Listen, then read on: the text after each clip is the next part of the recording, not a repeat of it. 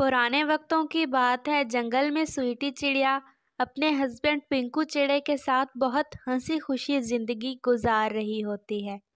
रोजाना मिलकर वो दाना ढूंढने जाते।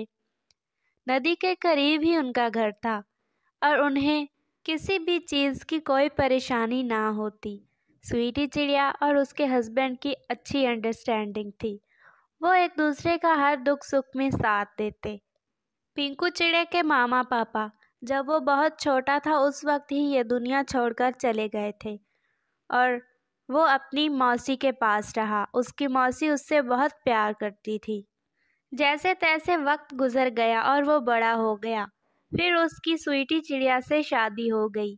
स्वीटी चिड़िया बहुत अच्छी और समझदार थी। वो पिंकू चिड़े की हर बात मानती और उसे समझती थी।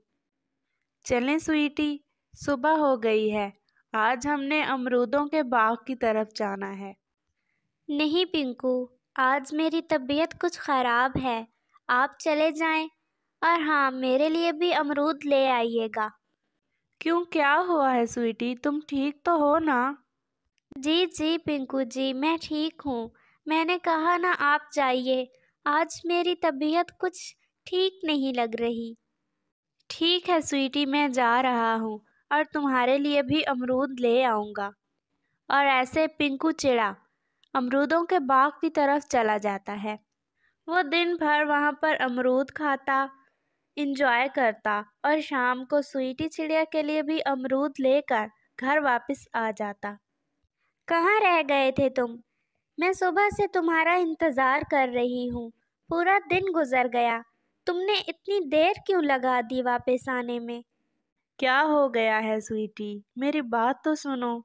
मैं अमरूदों के बाग की तरफ गया था और तुम्हें तो पता है वो हमारे घर से कितना दूर है। मैंने पेट भर के अमरूद खाए और वापसी पे तुम्हारे लिए भी ले आया हूँ। हाँ ठीक है। वो मैंने तुम्हें बताना था कि मैंने आज 2 अंडे दिए हैं और अब मैं घर से बाहर नहीं जाऊंगी। इनकी हिफाजत करूंगी। तुम्हें तो पता ही है ना, पिछली दफ़ा भी हमारे अंडे चोरी हो गए थे और अभी तक चोर नहीं पकड़ा गया। इसलिए मैं अब कहीं भी दाना लेने नहीं जाऊंगी। मैं घर पर ही रहूंगी और अपने इन अंडों की हिफाजत करूंगी। ठीक है स्वीटी चिड़िया, दाना मैं ही तुम्हारे लिए ले आया करूँगा।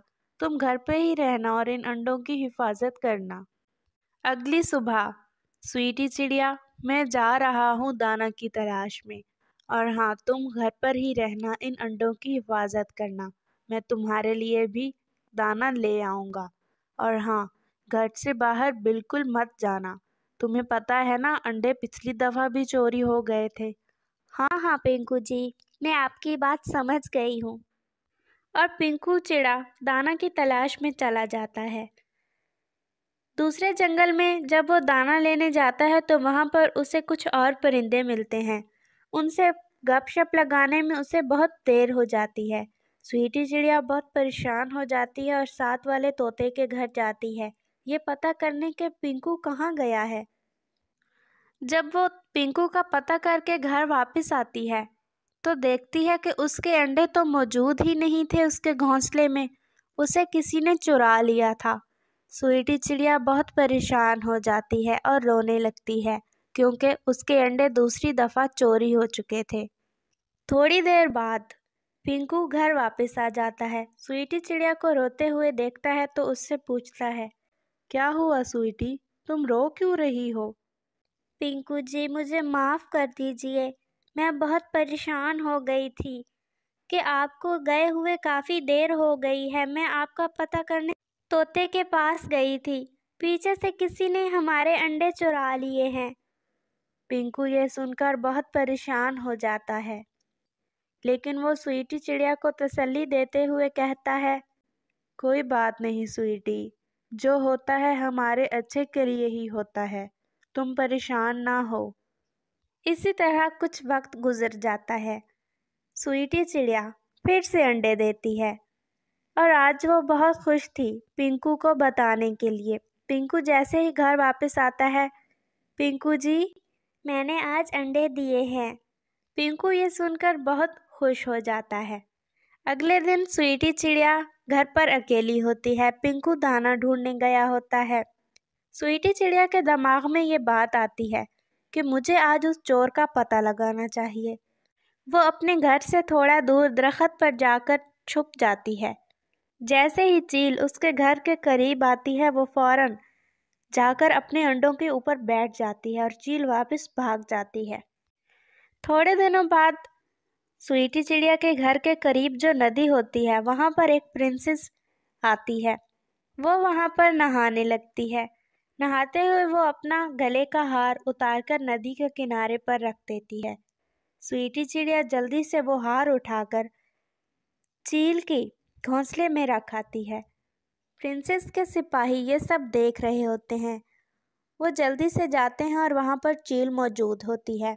वो चील को अच्छा खासा मारते हैं अपने डंडों के साथ और वहाँ से प्रिंसेस का हार लेकर वापस आ जाते हैं। स्वीटी चिड़िया बहुत कमज़ोर थी। वो चील का मुकाबला नहीं कर सकती थी, इसलिए उसने दिमाग लड़ाया और चील को अपने अंडे चोरी करने की सज़ा दे दी। इस कहानी से हमें यह सबक मिलता है कि दुश्मन चाहे जितना भी ताकतवर हो, उसे अक्लमंदी और समझदारी से हराया जा सकता है। प्यारे दोस्तों, क्या आपने मुझे सब्सक्राइब कर लिया है? और घंटी के आइकन को दबाना बिल्कुल मत भूलिएगा।